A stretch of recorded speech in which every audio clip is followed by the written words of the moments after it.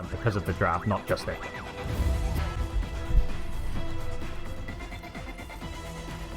Let us see. This is at least nice for us. We have a potential game where it could be a bit of an outclass instead of some of the particular matchups, something crazy that just takes us over. Because Parker, we've had some very one-sided games in some of the ones that we've been casting. So I'm hoping that changes a little bit. We've been following too much Tundra, is what I'm hearing. Yeah, I don't know. These guys are just mauling every single team. Yeah, the Tundra Spirit games were great. Those would probably be my highlight, although both games were like a little stompy for the team that won. But in terms of like both teams like being just like I think just having a good understanding of the patch and playing their drafts really well. It was fantastic to watch. Well, this could be an interesting spot though, Talon. Have that cliff ward, but they're going to enter the river, and I believe Tundra also got a glimpse of where Talon was set up, so seems like we're not going to get anyone running unaware into the enemy's vision. They will get confirmation there's somewhere a ward position. Great read from Snaking. Oh, don't let it get down. Okay. Rough. Yep, no gold for you, but they make it on top of someone here. They've got the Wraith King stun. The Doom is not the ideal target. Everyone's kind of veered off as well, so they'll still stun Saxa. You'd hate to level telekinesis. You might be forced to use blood grenade to help the chase. This is going to be a lot of space, though. What's the play going to be? I feel like he dies here eventually, unless they just give up on it, and there's the telekinesis into the tower, so... I kind of thought it was going to take a little bit longer than that, so it didn't take them too long in the end. Savage going to be able to tip into the lane, and he won't even miss a creep as well, so you've got your first blood secured, and that is going to be... That was actually the tower that got us, so this gold's going to be split. Yep. Well, no, not too big a deal, I guess. If anything, maybe better, because usually that first blood gold is just spent on consumables, getting some more, grenades, tangos, mangos, etc. So, pretty cheap items, so a bit of gold going all three ways is totally reasonable for them. So, yeah, curious to see how this mid lane goes. Definitely a matchup that, should be slightly less favored, but I think Void Spirit at the same time shouldn't get bullied too much here. And once you hit level 6, you always have that support rotation potential. I don't think we see the rotations pre-level 6, maybe for runes, but it's not going to be like the Alchemist where, hey, level 4 Alch, we can get kills here. Void Spirit really does want that level 6. And at the moment, we do see 9 has Treads and Echo Saber queued up. So, at least currently, that's going to be the item build he goes for. And afterwards, I've seen kind of Echo into Deso. And I think maybe Daedalus fits in there somewhere as well. I know BZM played a very, very stellar Void Spirit performance with like kind of this right-click build earlier on in the tournament. Yeah, I feel like the changes are really trying to make this hero more of a right-click. A kill up top, though. Nicely done by 33 using the zap to get that kill, comboing up with Saxa there. And I think this is the key thing for these Doom lanes. Like, we've seen these Doom lanes kind of struggle. But if you get a good creep early on, and Harpy's like one of the best in terms of just giving you extra damage output, you can actually win your lane. But yeah, Wraith King CM was one of the lanes that dominated against the Doom here, but with a techie support and a good creep, I'm not sure this lane is going to be so easy for Talon. He might even just go straight Arcane Boots, and I think he has. Yeah, he's bought the boots in more bottom lane, actually. A little bit of danger Slark's going to be in. So still, we kind of brought up in the draft that I'd prefer maybe the Crystal Maiden to play bottom. The Rubik still has that potential to set up for the Blood Right, which is going to be the nice thing. So once you're able to find the levels here from Talon, they will definitely be able to spam potentially the Slark away at some of the early stages. Yeah, I maybe just a comfort thing when it comes to like which players are playing which lanes for Talon. Not wanting to have Ollie and Q kind of switch things up too much, but definitely seeing the early CSs. It's Tundra who are very happy with his lane stage. Doom getting complete free farm. Slark not really being pressured, and I think that's the one downside of Blood Secret. It does counter the Slark in the mid game, but the way we've seen Slark get countered best is by giving him a really rough start. Like the Slark into Underlord, for example, which Slark counters Underlord. It's like, no, actually what we've seen is Underlord just bullies him in lane. So the fact that Slark is not getting given a tough time in the lane could be an issue. A lane? Okay, Slark's. Oh. That was a very aggressive jump in. Savage and Ollie were instantly able to turn that one back around. He did do a decent chunk of damage, though. I guess 23 Savage has got the Healing Lotus and a Tango. Ollie's got a little bit more region to play with as well, so it's not like they are completely out. Yeah. All these skeletons. I guess there are more things to kind of, you know, chain lightning, but definitely funny seeing the constant spam coming from the Doom. And with Lotuses, he's got some extra health regen potentially, although it looked like the Wraith can grab the first one in that lane, so that's good to deny that from the Doom. Yeah, complete free farm going Doom's way. It does 23 CS. I assume some of that is Doom skeletons, so it's probably a bit inflated. But you can see the constant low health on 23 here, just giving him a miserable time. And Arcane Boots in the lane, what an item with two kind of spamming heroes. You never thought Doom would be one of them, but like you said, he got probably the best rune, and they need to do something pretty shortly. Maybe Savage, I mean, he's got the Helm of the Iron Will, I guess. There you go. Ollie, I think, is going to give him a salve as well, but he's not really going to be able to play it shortly. They kind of have to go in for an all-in play, or maybe rotate the Rubik to potentially get a kill. Yeah, it's one, they may be making that call, especially since he has gone for the Arcane Boots over the Vanguard. He's a lot squishier, but he's gotten away with this because he's kept them so low by having the Arcane Boots and the Chain Lightning spam, so they're never threatening to go on him because they're just way too low health permanently. So it's really paid off, and he's gotten to be like extra greedy here and just dominate his lane. And that's not really the only lane they're dominating as well. I guess the other ones are a little bit more even, but still you see Tundra all their cores 1, 2, 3 in the last hit, so off to a great start they are. Yeah, that's the thing. Even though the techies died a few times in this top lane, it was kind of like almost these value deaths where he just did so much damage in the process. Rubik's found himself in no man's land behind enemy lines. Oh, no, man, that miss. Okay, he's gonna live because of it. Yeah. So, yeah. Who needs to TP out when you can just gateway out? You do know, of course, that Rubik is up here now. Yeah, but they're still playing very aggressive. Yeah. They should have 33. They definitely should have maybe thought he was going to go back to base afterwards, or didn't have the resources still after the attempt, but that's a big kill. You're going to be able to get rid of 33's life. Give Savage a little bit of time as well. They can potentially get the healing Lotus, which I think is still there. Saxa. Oh! What? How much damage did he just do? Are you serious? Ollie's going to be able to snipe him at least, so the Crystal Maiden will just be able to get the techies on the retreat, but that was a lot of damage. Now mid lane Mikoto, a little bit of trouble from Snake King's early rotation. 9, let's see if they're going to be able to blow him up, and they've got another round of the Astral Step if it's required, but Ollie, he'll be able to keep the Lesh alive. Frostbite at the last second, and now Q's going to be in the neighborhood as well. They have the Nova coming up shortly. Is it going to be enough? It's only level 1. But it will not matter. Ollie, beautifully done. Both the supports coming mid lane from Talon to help keep Mikoto alive. They might be able to get a return kill though from Saxa. Once again, he's going to be on the mark with the blast off. And he's got the sticky bombs coming up shortly. You won't even need them. Just a good old right clicks are fine for the techies. 71 damage. Who would have thought techies has this much damage? But Universal Hero will change things. Yeah, it used to be the techies last hit challenge where you go mid and try and get last hits with techies, but another kill on the Doom. Great rotations coming in early. I like what we're seeing from Talon here. Definitely go back to like that Rubik rotation top. It wasn't really a rotation. It was like, hey, I need to survive and get away. I think that was just maybe some poor communication from Tundra, because he shouldn't be getting caught there when you know Rubik's gone through the portal, and from there things just kind of collapse. In terms of the lane stage collapse, because now everybody's just rotating. You kill these supports, as soon as they respawn, they're freed up to TP to a new lane. All this action breaking out mid off of the Void Spirit level 6, and I mentioned that's something where Tundra's likely going to suddenly look to, make those support rotations, but it feels like Talon, they were ready for those support rotations, probably just making the call, hey, they're going to rotate mid, he's level 6 now, be ready to help me out. They're going to put a lot of emphasis on trying to get this power in for Mikoto.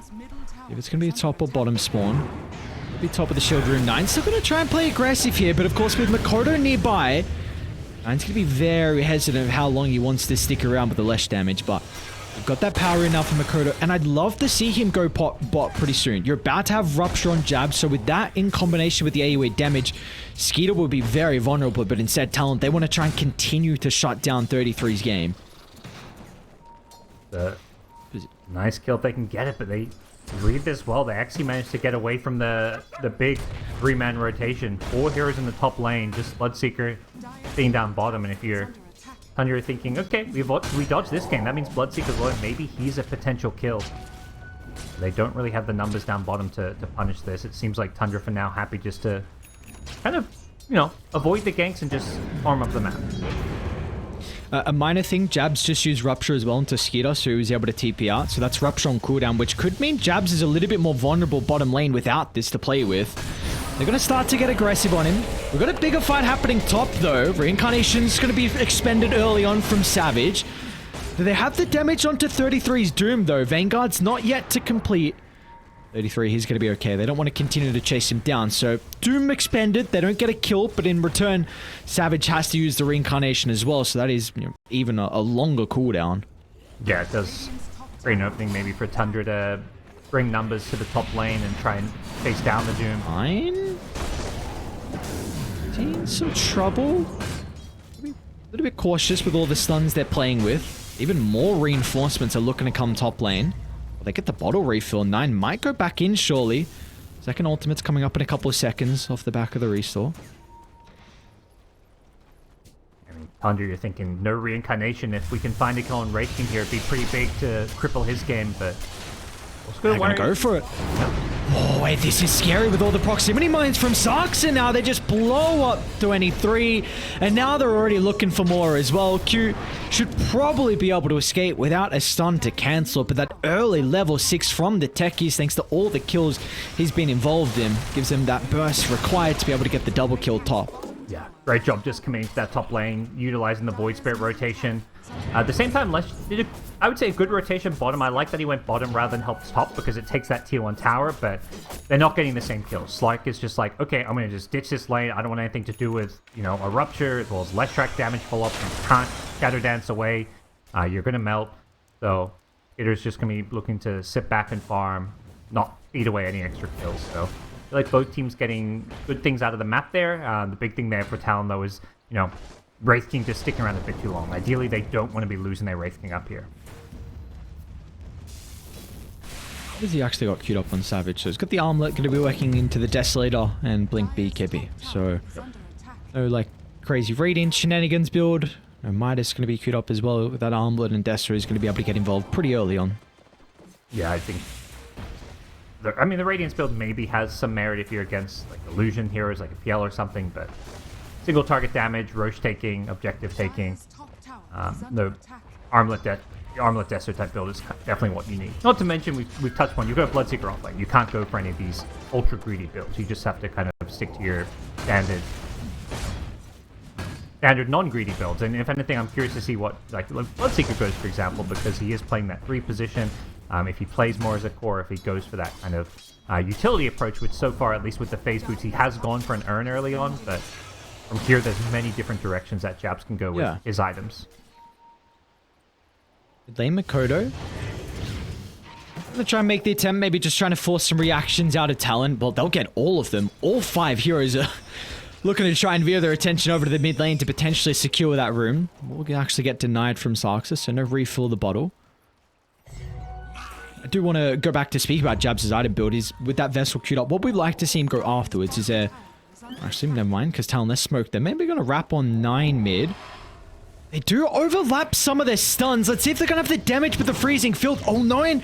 Oh, no, he double-clicked his ultimate, so he's probably going to go down. To simulate distance away, it's not going to matter. Okay, they got him. They have the vision for the Lightning Storm. Maybe worry for a little bit there, but Makoto's able to get a big kill. Yeah, that's the big tempo here. That's the one on Tundra that can make all those moves. But bottom lane... Bottom lane? Yeah, Skeeter is going to be able to duck into the tree line. Maybe they feel like he just TP'd out, so they're going to try and chase down Sarksa, but again, that's Rupture on cooldown, so Stark is going to be chilling now. Around the bottom lane, doesn't have to TP away, but objectives being taken from Talon this game. Already looking way better than last. They're utilizing this Leshrac to make all these early rotations, takes the bottom tower, then follows up with the mid tower. They're getting some great early kills with the double support rotation. Siem and Rubik, you know, 2 of the big supports so far this tournament in terms of popularity, but also just, you know, success that's also come along with them. So 2 heroes that just give you playmaking and really enable... We're seeing a lot of these drafts where the offlaners aren't playmakers. They're like these they're basically utility heroes or builders, you know, and you're picking carries and mids that are maybe even slightly more greedy or just not rotating playmakers as well. So having these supports that can set things up for you has been really key for a lot of these. Well, it seemed like the Tundra have kind of taken their foot off the gas just a little bit in regards to them being the proactive ones. I mean, that's definitely enabled 33 to be able to hit that top of the net worth position. Midas just got completed and he's already got 1100 gold in the bank, and he's actually going to be rushing the Octarine as well after the Midas. So of course, that easy disassemble with the Vanguard means that he'll be able to get it at a pretty rapid rate. Yeah, and I think for Tundra, they've slowed it down because their draft is the, you know, between the two, the one that just wants to play a bit greedier. You've got the Doom and the Slark. Slark really comes online with like that 2-item timing. Speaking of the Doom... Yeah, you want to punish this greed. Looks like they should be able to. So Talon, they're going to be able to convert off the back of the rotation. So a pretty big kill for them to find. Q's going to be the one rewarded with that though. So he's going to get himself closer to the Glimmer Cape by the looks of it. This is definitely the part of the game where Talon want to be getting a lot out of the map in terms of kills, in terms of towers and objectives, maybe even go for like an early Roshan. Probably they need to wait for the Deso on Wraith King, but like you look at what Tundra's doing and you know they're just trying to farm here. Like Void Spirit's got an Echo Saber, but he hasn't really got anyone to play around. Like Doom, you know, with Midas and stuff, doesn't necessarily want to fight. Slark wants probably his 2-item timing with like Echo Saber and Diffusal, maybe even once the Ag Scepter too. Okay, so he's actually not going for the Diffusal, he's going Echo Ag, so Ag Scepter is going to be a big timing for Scare. If they get the Ags around the time of the Octarine, they'll be ready to go, but that's at least 3-4 minutes away, so yeah, it's go time for Talon. Yeah, and you would have loved to have that up at the nighttime as well, with the potential for Slark to get active. Unfortunately, not the case. I think another person who's a little bit behind, surprisingly, is Snaking on the Enchantress. Only level 6 and lowest net worth out of the supports, and often we can see the Ench early on can actually get a lot of gold, so maybe just hasn't been putting too much priority on his own game. Yeah, and not finding those, you know, I think a lot of the time we're seeing, like in the past few games of Tundra, it's like, okay, they're just fighting and winning all these early engagements, so the supports get rich. But this game around, they've been on the back foot, getting picked off time and time again as we see another pickup on Sax's Techie's down bottom, and things going well for Talon. It's still a gold deficit despite being up 12 kills to 5. They're just being out-farmed on the map, and yeah, also, you know, the Doom Midas factor is just naturally going to give you that big boost of gold. But Talon can keep finding these kills and keep putting the pressure on. This game is could still easily swing their way. That's the thing, though. You got to find the kills, and it doesn't look like they'll get... Was that a long TP? Regardless, Makoto's able to stop it. Rupture's down, and he's got a regen. Will get cancelled off by Oli, but it's not going to matter. 9 is going to be able to connect to the rest of the team just in case it is required. Very close to getting the kill, but just off the mark for Talon. And every single minute that goes by Tundra, this net worth lead will continue to grow.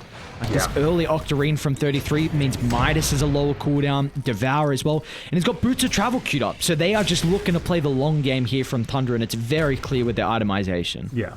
I think that's what's impressive with Tundra, is just their read on the game. Like we saw last game, they're like dominating, rolling over, and they're just going for all these early game items to continue to fight. And then they have a game like this where it's like, let's just, you know, we're just going to calmly farm the map, play greedy. It's okay if we, like, if they 4-man gank out Doom top, that's fine, because we're farming like 2 other lanes. Our supports, like Techies was just helping farm some Ancients, you know. They're just winning the greed game despite, you know, giving up kills here and there. Finally going to have a big fight break out. Tundra, they're the ones on the front foot trying to move on forward to take Jabs out of the equation. Can he turn at least get a Rupture off? They haven't been able to secure the kill there just yet. Zart's there to be able to cancel the freezing fill, but still Tundra, it's an all-out retreat as 9. He will not be able to get enough distance away as Talon swiped the Void Spirit's life, and now off the back of the Desolator, they're going to be considering Roche. Yeah, I mean, that was... Tundra finally felt like it's go time with the Ag Scepter timing, but they're probably going to be like, okay, maybe not. Maybe we just chill and keep farming. But they know Roche is going on, so they don't want to chill. They don't want to give this one up for free. Everybody on the Talon side pretty low here. And they're going to be forced back. Going for Roche against heroes like Techies and Enchantress creeps that can scout you out is a tricky ask, and they can just back off knowing that Tundra don't really have the heroes to take Roche for themselves.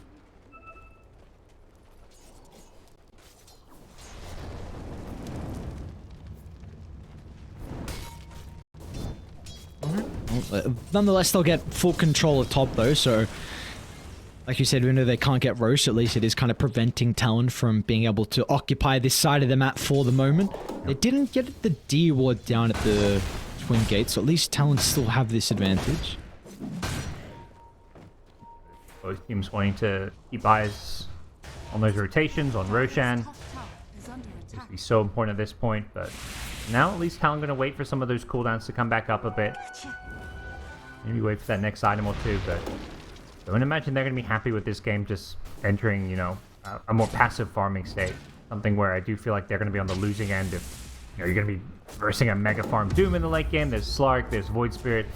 You know, they've got 3 cores themselves, but they've got cores that more like want to fight here in the mid game rather than just, you know, try and go late game and, you know, hope for the best in terms of outscaling Tundra here.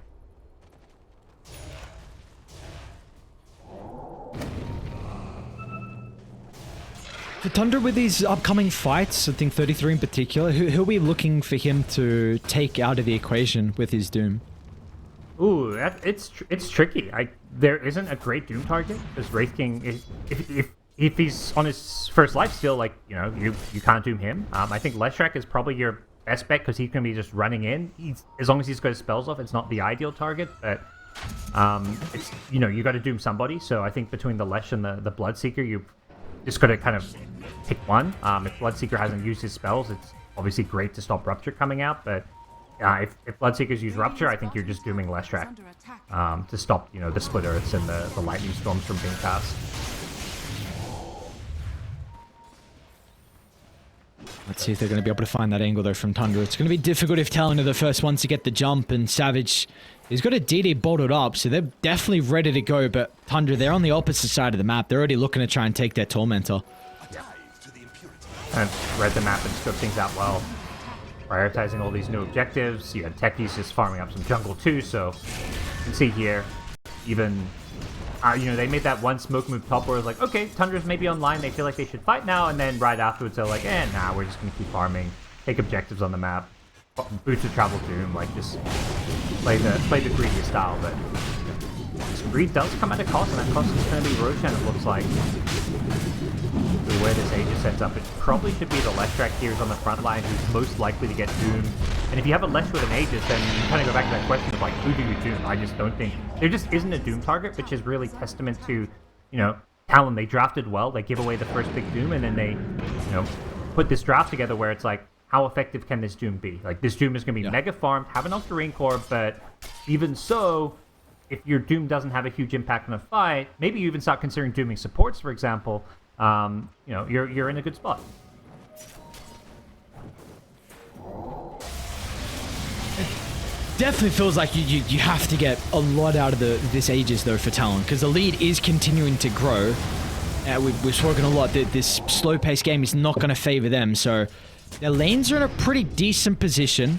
We'll see what tower they're really looking to try and put the pressure on now off the back of the Aegis, because they need to get the map inside their favor. Yeah, it feels like Talon in some ways are like, you know, reading the game like in terms of, hey, we're getting Roshan, we're winning the kills, you know, every fight that's happened we've kind of on top, but I don't know if they have the sense of, you know, the kind of dire situation that they're in. Like, you know, they don't see this 7k gold lead. They maybe have a sense that they're being out-farmed, but there really is a lot of pressure on them to make something happen here with this Aegis, because this game is just going to spiral out of control if they don't start punishing the greed that Tundra is getting away with. They got a glimpse of Sark's at D-warding. He's actually just going to look to try and TP out, and Snake King's going to run through the rift as well. So once again, the cat and mouse game is going to work out here for Tundra. At least for Talon, they've got this creep wave shoved in, so they won't be worried about backdoor protection. That's the thing with their draft. They've got great heroes to kind of just farm super efficiently on the Tundra side and, you know, win that cat and mouse game. Heroes like Void Spirit, like Slark, pretty elusive, hard to kill. And without, like, you know, Talon don't have that reliable, like, I'm going to go in and start a fight. Maybe like a Blink Rubik or something, but even that is, like, not something you can fully kind of lean on. So I think this approach from Talon may just be the best one. Just force the issue, force high ground. Tell them, like, basically say, hey, come back and defend. You don't necessarily want to commit to it, but you at least want to keep them honest and say, hey, you got to at least TP some heroes back here and split up, and then maybe we can look for kills elsewhere on the map. Still finding those kills going to be very difficult with the current position in the creeps. Like, top was just shoved out to the tier 3 tower. Tundra going to be able to get this mid lane as well. So once again, another very good read, and this is something we see Tundra do to probably one of the higher levels compared to all the teams in the world. Just their capability and understanding of how important the creep waves are on the vision across the map, and just making it very difficult for the enemy team to make plays if that's not in their advantage. Yeah, Talon's playing this game much better than game 1. They're in a better position, but they're still being outplayed on the map. I mean, obviously evident by the gold lead that we're witnessing. Tundra just keeps increasing this gold lead despite not getting a single kill. Like, these 5 kills were like all in the early game laning stage, and they just continue to get further and further ahead. And I think Talon is sensing this. Like, that's why they keep trying to force the issue down in the bottom lane. You know, they're going to basically make Tundra keep coming back to defend, but still a tricky task. With a minute and a half on Aegis, though, they can maybe force this tier 3 tower. They'd love to even, you know, force a Rax here, but Tundra will continue to come back and defend it when they have to. They want to make a jump on Savage. Trying to poke down that first life. They won't be able to blow him up, though, so probably look for a full reset with the health. Yep. I mean... okay. Oh, that's obnoxious. Classic. That's some Tundra Dota right there. And, well, they're actually going to look to try and make a play here on Tundra. So, minute left on the Aegis. Let's see the direction they want to go with the smoke, however. Yeah, with nighttime hitting, they want to use that Clark as kind of like an initiator here with the night vision that he gives. Man's going to be so cautious if he jumps on this high ground. The Remnant might actually catch him off guard, and they've got plenty of stuns to be able to hold him into place afterwards. They're going to be playing off the back of that vision from the Slark, though. Rubik's ready for it. Has that Ether Remnant down already. If they force this tier 2 mid tower, it does feel like with Aegis expiring in 30 seconds, it's a bit of a risky ask. Whoa, he's going to jump straight on top of them. Savage, already half his health completely evaporated. Yep. He's going to be okay, though. Tundra very hesitant. They know the timer of the Aegis, looking to play this one slow. They don't want to overplay their hand early on. I think 23 has to be careful in those positions, because even though he's got reincarnation, you can't afford to lose your first life for like no big spells. Like if they just kill you with like techie sticky bombs and like a, you know, like a void spirit, like nuke or two, they'll just kill you a second time with each. So he's going to play these fights very carefully, because killing Wraith King twice is very doable for Tundra right now. Oh, Skeeter. Very aggressive jump. He's going to be lacking some detection, though. Backup's on the way, though. But his whole team nearby. He's going? Alright, under a tier 2 tower. Why not? Skeeter's still got Depth Shroud and Shadow Dance to work with. Might not even be required if his Dark Packs are on point as 9. He's going to see an opening to jump Ollie as well. Once again, it's just Tundra looking to try and poke. Maybe see a hole inside the defense of the Talon, but there isn't one just yet. It felt like Skier's just like, he's like, I'm strong guys, like, let's go, let's run at them. And his team is like, they're trying, they were just like a little too far away. So, you know, it almost works out, but you can definitely see that Tundra feel like they've farmed enough. They're willing to take any fights now. There's no more Aegis, particularly giving them that kind of incentive to take fights now. But it does feel like this Slark is going to be a big problem in these upcoming fights, unless you can change something like this, and that's an easy way to deal with it. Oh, did a cast a curse there? Oh, Skeeter. Okay, now 9. Can they get the Rupture? I don't know if Jab's just run out of vision. Savage is still hunting 9, though. Alright, so everybody get the ultimate away, so... Having that link to... I guess the link stun from Wraith King. They must have just caught him with a chain stun from Fog that caught him by surprise there. Which I guess Skitter's thinking, it's nighttime, I'll see him coming. Got that vision advantage.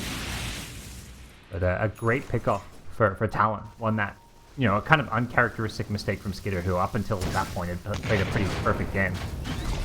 Oh, sucks up. Oh, pretty nice reactions to be able to get rid of one of the mine. And that Glimmer Cape as well might be enough to keep Q alive before the reinforcements show up. They're going to activate the pipe. Q will still go down. But they should be able to get a trade in the end. Unfortunately, it's not a kill onto a core. Pretty nice read. I mean, you were able to get the TP out, I believe, from 33, so he was out of danger very easily. And I think Sarksa stole the Wisdom Room as well, and yeah, he did. So in the end, Tundra, another exchange that goes their way. Yeah, just a little pick off with the rune. You see the gold trade from the fight recap does look good for Talon, but yeah, that Wisdom Rune is a big objective to sneak in and grab. Coda? I think this is... Starting? Yeah. This next Roshan is really Talon's, I think, big chance for this game. They want to get Roshan... Bottom lane. Yeah. Doom's out. The 33 looking to try and target down Makoto with a force stop to help reposition, but there's just nowhere else he can run. Sark's a beautiful placement. He's going to be able to cancel the freezing field, and Skeeter's just hunting for more. No hesitation with jumping deep behind the tower, but maybe he's going to be a little bit cautious now. With Savage looking to show up, but Skeeter's still in a decent amount of essence. You won't want to continue to stick around, though. Finally, Tundra able to get a little bit more value kills than just some supports they've been getting recently. There's big use of the Doom, it feels like, and Clark committing pretty heavily there. Luckily, the Rupture was like 3 or 4 seconds away from being up, so couldn't rupture him underneath that tower. Keeping on the punch side, and they're not done. They're done. Savage here forcing out the BKB. So, even though he keeps himself alive there, they'll still have the reincarnation as well. It's no BKB for this upcoming fight, and potentially just an opportunity. Okay, no Roche for a couple of minutes. It's going to be a long Roche respawn, which is something that Tundra probably would have had their eyes on if it was possible here.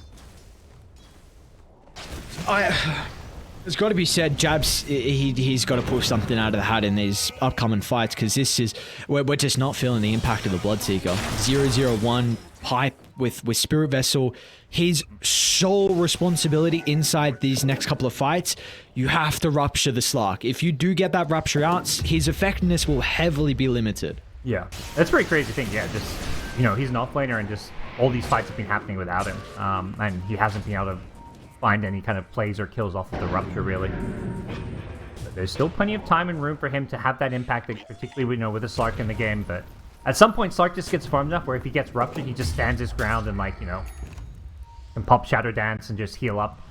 Obviously, you just don't run around and Rupture, and you're good. He may even just farm up a Lincoln Sphere, for example, as well, if he really wants to. So, I think the Bloodseeker as a Slark counter works very well in the early game, works very well in the mid game, but late game, it's not quite as potent. And that's exactly what Tundra have been gearing up for. They've been playing this passive farming game because they're like, well, let's just not give him the opportunity to use these counter picks, because at some point, items prevail. Like, if you have way more items than your opponent, it doesn't matter if their picks counter you, you're up 20k gold, and you can make up for bad matchup with certain item pickup.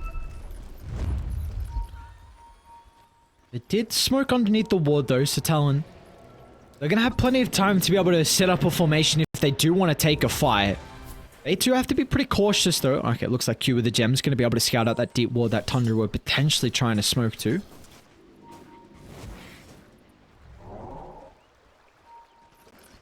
Want to maintain presence on the map with Roche back up, and Talon really need to contest this one. Like, I think Talon's last window for this game is winning this Roche fight, getting Aegis and Cheese, and then going high ground. Like, I don't think they have too much time left for their draft to take this game. See. Do or die for them. This Roche is not going to be fast for Tundra, so a fight will be forced before the end of it. Radiant, they're going to have pretty good vision, though. Oh, scout out Savage starting to funnel down to the low ground. Savage, he's going to actually find an opportunity to get the jump. They're going to try and target down Sarksa for the moment off to the left side. But the depth drive from Skeeter will buy them a little bit of time. So both sides able to reposition. This Tundra with the advantage right now on this high ground, though. Very tricky. It feels like Tundra set up well, having the high ground, playing around their vision. It is daytime again, though, so they don't have that Slark advantage. Talon can't afford to just back off and give this Roche up. They have to contest. Yeah, there we go. They're going to be able to get rid of that ward now, which was huge. And honestly, this is a pretty nice stolen ability with the Remnant inside some of the fights. It's going to block off a lot of the stairwell. Pretty low cooldown as well, and with the extra vision it gets from the shard, so it could be a bit of an issue for Tundra. Yeah, and they've completely kept them out of the pit, but it's going to come down to this game of chicken where it's like both teams are going to keep all 5 heroes here. It's like, who or when are we going to see an initiation? Because nobody can actually start Roshan right now. You don't want to get caught in there with blood rights and things coming up. Tundra's just waiting for them to get impatient, but the problem is that Talon can just continue to easily scout them out. Bit of a long wraparound here for Tundra. We're in a pretty decent position with that cliff ward, so Mikoto might be able to pop and have time to react if he doesn't pop out of this tree line. What are they going to find here?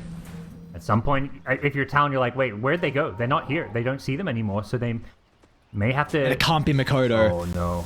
He can't be the first point of contact. You need to keep him live. They're going to go for the supports instead. Q off to the right side. All the attention of Skeeter put onto the Rubik. Simultaneously, Doom is going to try and take the Bloodseeker out of the fight, so there's no rupture to prevent Skeeter. So the Stark can keep pouncing on Fall for more, but that means Mikoto's now is going to be enabled. A lot of the AoE damage starting to dwindle down the Tundra's resources. 33. He'll end up going down. He doesn't have a buyback to rejoin them as well. It's Tundra. They used everything on that first attempt, and now they're in shambles as 9. A step over the top of the pit. He's going to be able to TP out. All their other components escape as well. Skeeter's found a little hole to hide in. Looks like he's not going to be able to go for any crazy ages still. Great defensive reactions there coming in from Talon. Like, Tundra kind of... They were the ones getting the jump there, but just didn't get that clean initiation. Mikoto managed to just get back to the team. So that instead of him getting jumped, it was the Rubik, and... You know, the Slark just can't really hold his ground well enough in these fights. The less AoE damage... It's just kind of too much for him to worry about and deal with that. He didn't get to build up those Essence Shift stacks to really carry this fight. So, I mentioned, this is it. This is the big timing for Talon. They needed to get this Aegis and Cheese and get a lot done with it. They're still down 13k gold, but they've shown what they can do in a team fight when they've got all their spells. And now, particularly with this Wraith King as farmed as he is, feels like they've got a true carry that can maybe go high ground or at least carry this game.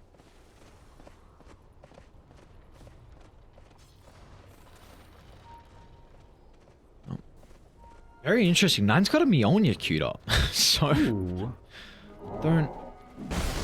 actually don't know what to make of that one. Leave that up to 9. Seeing Ag Shards being given out once again with some Tormentors, so Jabs gets his, and I think it was the Void Spirit on the other side getting one. Yeah, very, the new carry Void Spirit build. I mean, we've seen all kinds of different builds. You mentioned like this being Deso into like Datalises, but going for a bit more utility and survivability with the BKB. But definitely here and now with the buffs and changes, and then the additional damage on the ultimate being a universal hero. There's just a lot more scaling potential out of Void Spirit. It used to be like you fell off very hard in the late game as a Void Spirit on the previous pack. And the person though whose damage is not continuing to fall off is Mikoto. Just hit that level 20. So the extra Pulse and Nova damage inside some of the fights, and we've already seen how difficult it's been for them to address him. And now that he's got the Aegis, you can't really doom him at the start. You're going to somehow be forced to deal with that first life without having to commit too heavily. They're looking for a trade though. They've got a double catapult wave top, so that will force Talon to make their mind up pretty soon.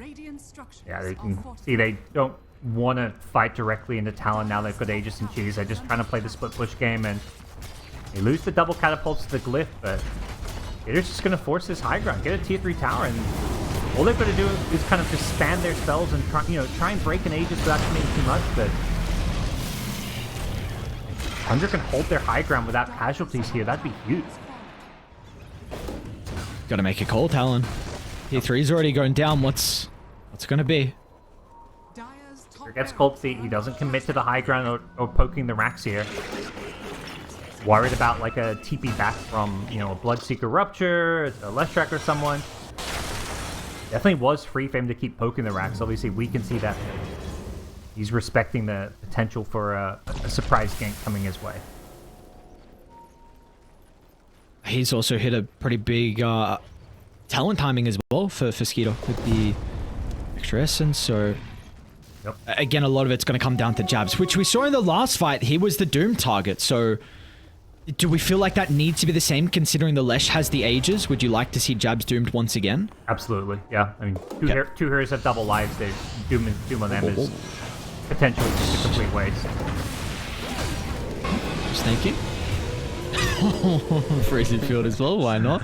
Not going to see another way to use it, but of course that is, you get confirmation of where Talon are, so you're instantly able to show. And look, at 33, he has the Havoc Hammer as well, so he can just pretty much blow up the wave with Havoc Hammer and Overwhelming Blink. So they are, they're going to get nothing out of the Aegis. They only got a minute left of it. I think we're kind of going to be going to this late game where like Doom is he's not going to get a ton of value from his ultimate, but he's going to have a like 4k HP Doom. He's just going to be using Infernal Blades. He can do a lot of damage without his ultimate, and have an impact in many other ways. And just be a big scary late game presence by sheer items. But it's very close between the two teams because both teams have 3 cores that all scale well, that are all like kind of semi carries or just hard carries in the case of heroes like Wraith King. So. You know, this 100 gold lead has been maintained, but there's always that factor that, hey, a lot of that is just Doom. So I don't know how much damage this Techie's Scepter does, but apparently it's a lot. That's a lot. Wraith King's first life gets blown up, and now you might be able to doom it on the second one as well. It's 23. Forced to try and stand strong off the back of the BKB, but the damage has been dealt easily through the magic immunity. And now Jabs, he's going to be chased down as well. There's no escape for the Bloodseeker, nor Q as well. A Doom used to cancel that, and in the end, I'm telling they lost 4. So it wasn't just a couple of heroes that went down. Tundra, what a defense from them. Yeah, that's true. That Techie's just obliterated the Wraith King's first life. He just wasn't ready for all that damage just to come flying in, and that's what Tundra been waiting for. Just that one big high ground defense where Talon slightly overstepped. It's just been a game of patience for them. They've had very few kills up until that point. You know, for the longest time, they're just sitting on 5 kills and getting maybe a single kill here or there, but that's really the first actual team fight they've taken, and they just waited and bided their time until they were kind of farmed up enough, tanky enough, and had the kind of high ground advantage where they know they're the ones getting the jump, getting to use all their spells. They take the Wraith King's first life for free. Second life doesn't take too much effort as well. And yeah, Talon just weren't ready for it. They were trying to force the issue because, you know, they've got Aegis and stuff, but they got heavily punished.